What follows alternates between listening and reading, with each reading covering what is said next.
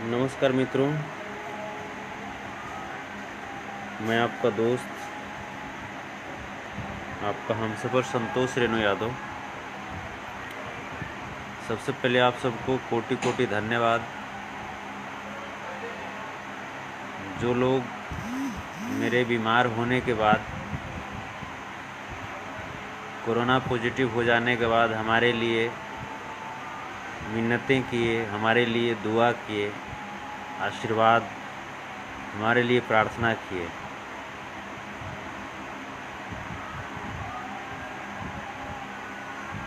आप सबों को आज ये बताते हुए बहुत खुशी हो रही है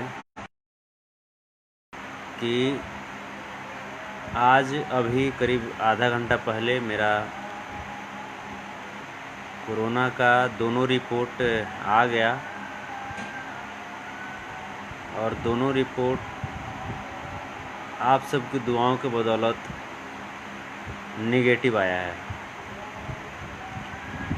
इस वक्त अभी देख सकते हैं, अभी हम राजीव गांधी हॉस्पिटल में ही हैं और अभी डिस्चार्ज करने की प्रोसेस चल रही है। हो सकता है कि मुझे इस वक्त डिस्चार्ज किया जा सकता है या सुबह में भी डिस्चार्ज किया जा सकता है। सब आप सब की सब दुआएं हैं, सब आपका आशीर्वाद है।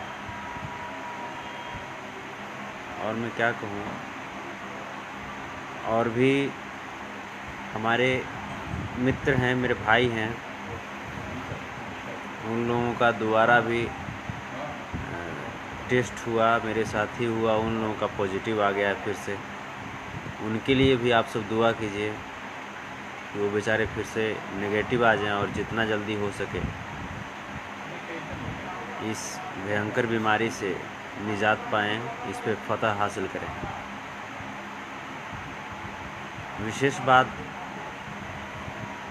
बाद में करेंगे, जो भी है। बस ये बात सोचा कि आप सबको बता दूं कि आप सबकी दुआओं के बदौलत आपके भाई का रिपोर्ट, यानी मेरा रिपोर्ट, कोरोना का दोनों रिपोर्ट बैक टू बैक दोनों नेगेटिव आ गया है। और अब हम यहाँ से मैक्स हॉस्पिटल जाएंगे, जहाँ पे तूफानी लाल यादव जी से मिलेंगे। और चूँकि उनका भी रिपोर्ट नेगेटिव आ गया है, तो उनको वहाँ से डिस्चार्ज करने का और उनको वहाँ से हॉस्पिटल से वापस घर लाने की ओर कदम करेंगे और प्रयास करेंगे कि कल ही हम लोग यहाँ से गांव के लिए निकलें। और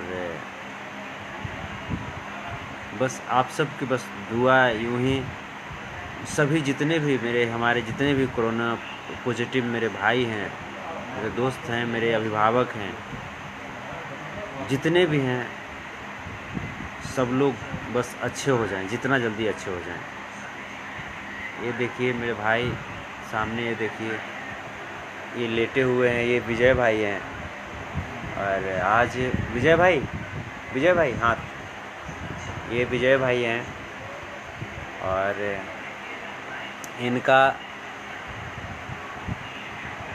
इनका फिर से टेस्ट हुआ, इनका फिर से पॉजिटिव आ गया। दुख हुआ, लेकिन कुछ नहीं, बस विल पावर अंदर से, बस ताकत रखना है और उसके बाद कुछ नहीं, सब नॉर्मल हो जाएगा। आप सबके आशीर्वाद, आप सब भगवान रूपी जितने भी हमारे श्रोता हैं, हमारे भाई हैं, जितने भी मेरे दोस्त हैं, मेरे अभिभावक स्वरूप जितने भी लोग, और रियली थैंक्स हम कहना चाहेंगे, चाहे वो जो भी लोग हों, हमारे लिए दुआ किए, फ़ोन किए, प्रार्थना किए, कामना किए, हमारे लिए मन्नतें मांगे, जितने भी लोग हैं।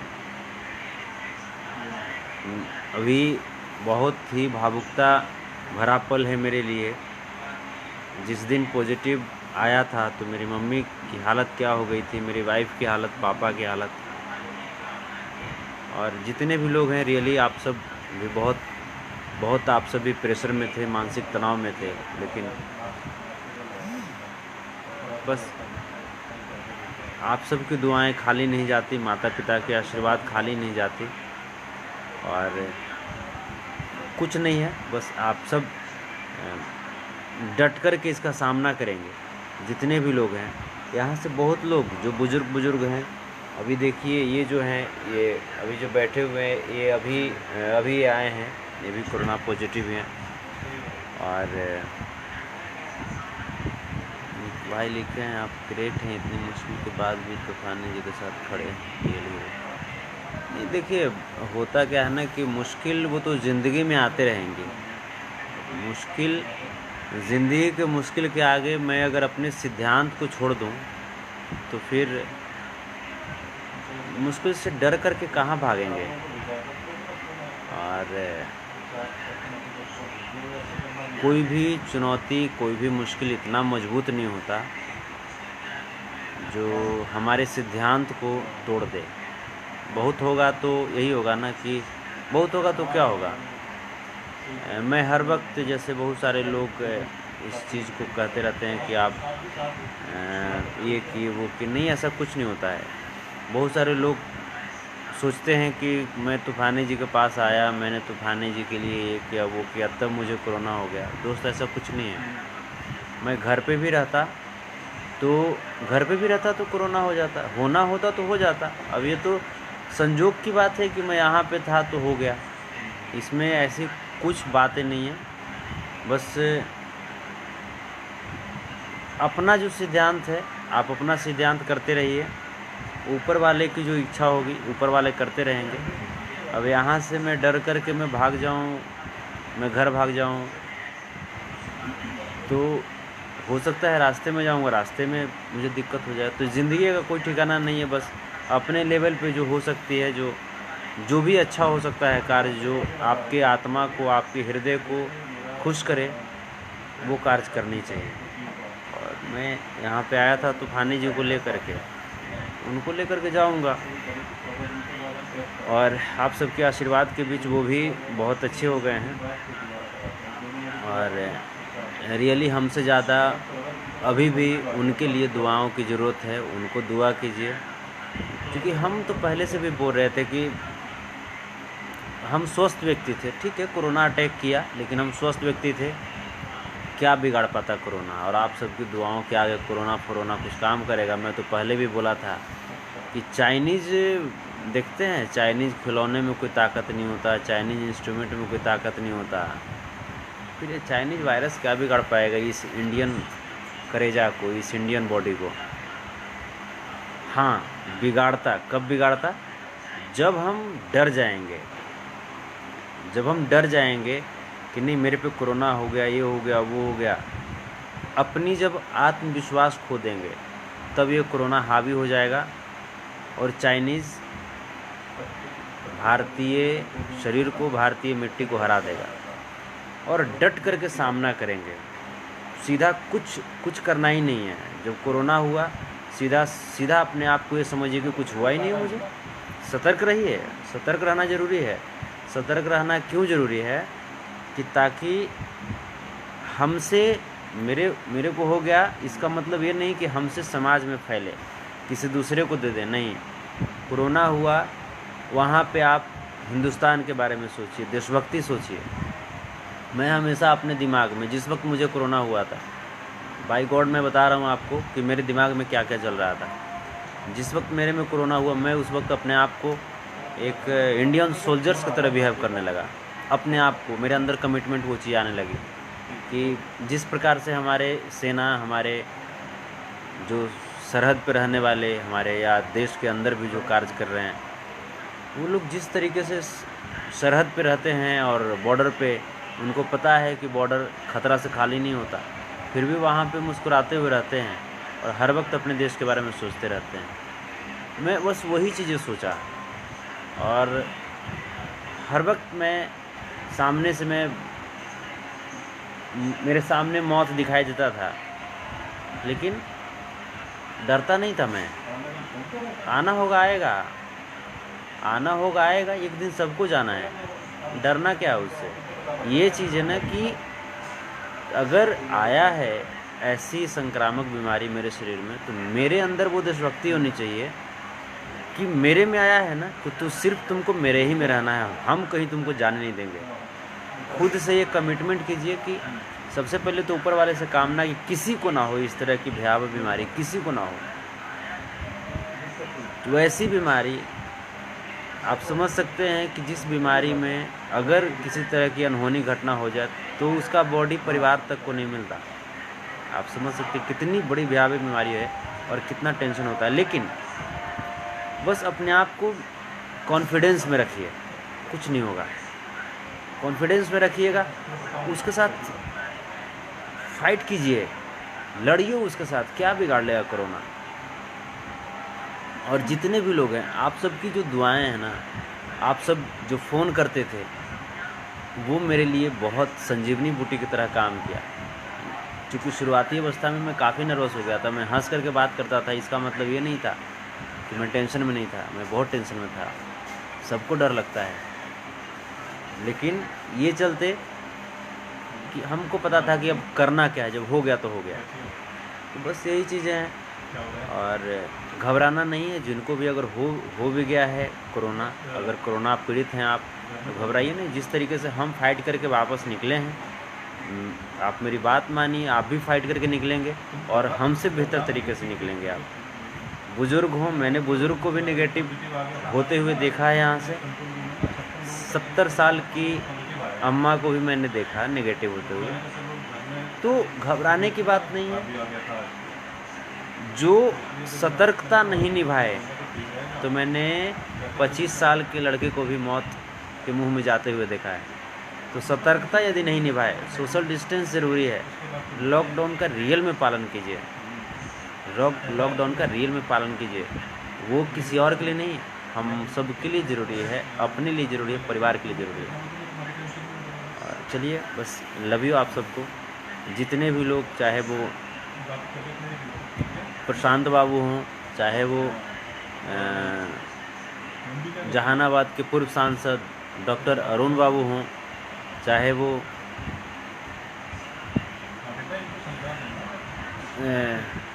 अर्चना सिंह मैडम हों, चाहे वो संदीप सिन्हा जी हों, अखलाक खान भैया हों, चाहे मेरा भाई रोशन, राकेश जी, नीतीश राठौर जी, मोनू मल्होत्रा, अजीत गप्पू, रमेश चंद्रा जी, हमारे बड़े भाई गभस्तिमान जी, तंजीम रायन जी, रामजस बिहारी जी, इन लोगों का ना, आशित जी, इन लोगों का इतना, रमेश चंद्रा जी, उमेश कुमार साहनी जी, बहुत लोग हैं। यहाँ के जो दिल्ली पुलिस डिपार्टमेंट में हैं, फ़खरुद्दीन सर, उनका योगदान, ये भाई का विजय का भी बहुत बहुत बड़ा योगदान है।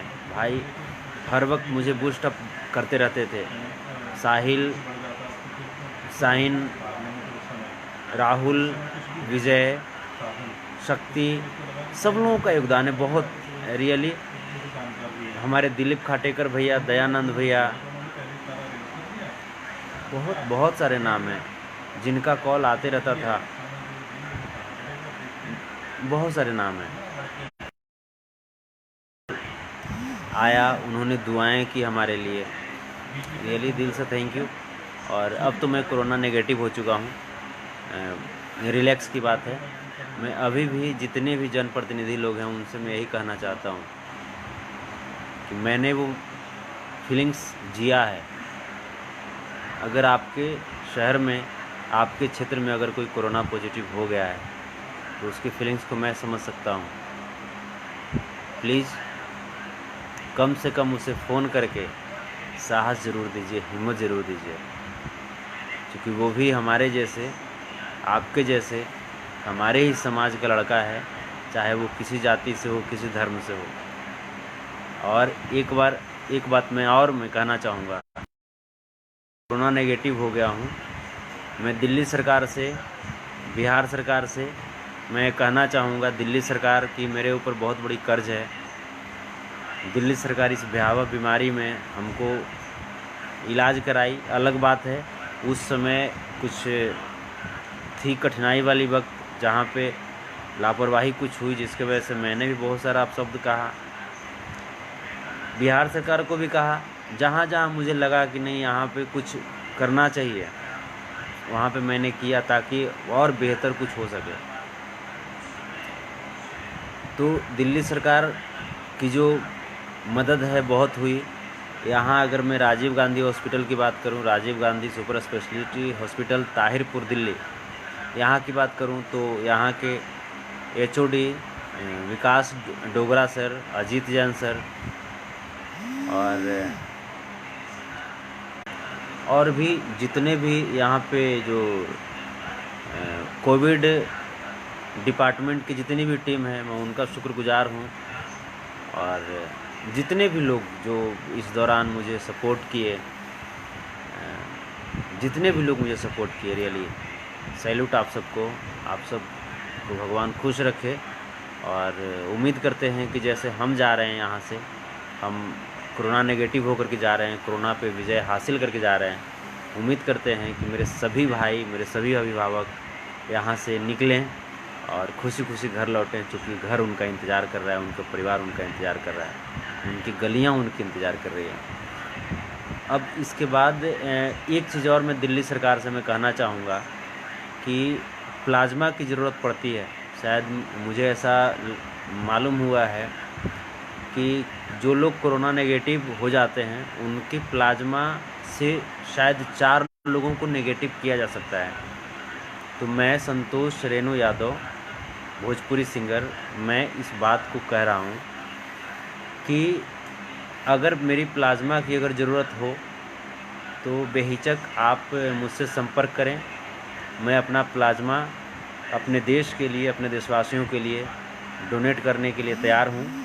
और सिर्फ इतना ही नहीं, यहाँ से प्लाज्मा डोनेट करने के बाद मैं बिहार आऊँगा, क्योंकि बिहार मेरी जन्मभूमि है।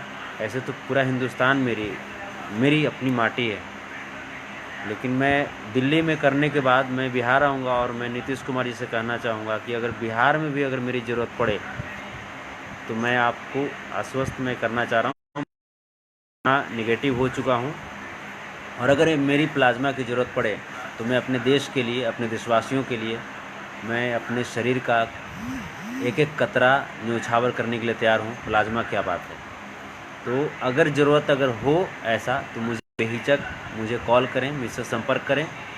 और ये मेरे लिए सौभाग्य की बात होगी। देश के लिए अगर कुछ काम आ जाए इस शरीर से तो और क्या चाहिए मुझे।